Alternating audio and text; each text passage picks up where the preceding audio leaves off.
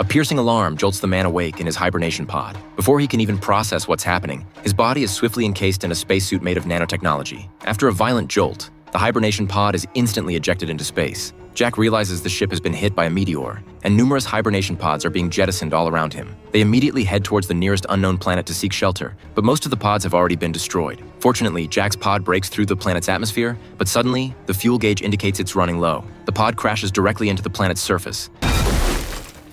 But thankfully, its sturdy exterior protects Jack from injury. He quickly peers out the window to survey his surroundings, only to find the entire planet emanating an aura of lifeless desolation. Seeing this, Jack urgently calls for help through the radio, but after waiting for a while, there's no response. At that moment, the hibernation pod flips over again, and glass shards instantly tear through his spacesuit. The system immediately warns of an oxygen leak. Jack hastily pulls out a sealant and freezes the breach, but his spacesuit's oxygen supply has dwindled to a mere 40%. Jack quickly crawls out of the pod to see if there are any other survivors nearby. Suddenly, he spots a massive ball of fire plummeting from the sky. It's the main ship that ejected him. After a thunderous explosion, Jack is overcome by despair. Just then, he notices a few glimmers of light in the distance. Perhaps there are other survivors in the vicinity. With renewed hope, Jack traverses countless mountains. Suddenly, a woman's voice comes through the communication channel. She explains that she has ample oxygen and supplies, but she's currently trapped under her own hibernation pod. She pleads for Jack to come and rescue her as soon as possible. Hearing about the oxygen, Jack is instantly energized and slowly makes his way towards the woman's location.